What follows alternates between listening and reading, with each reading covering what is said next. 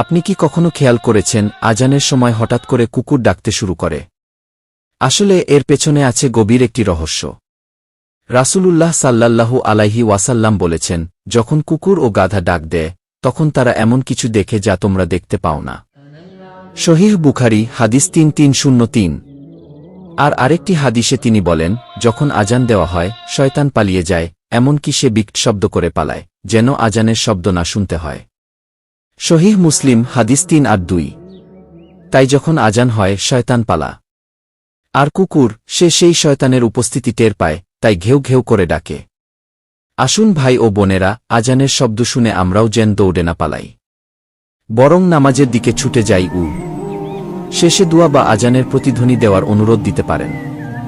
আজান শুনে আমরা যেন বলি, আশহাদু আল্লাহ ইলাহা ইল্লাল্লাহু ওয়া আশহাদু আন্না মুহাম্মাদান আবদুহু ওয়া রাসূলুহু।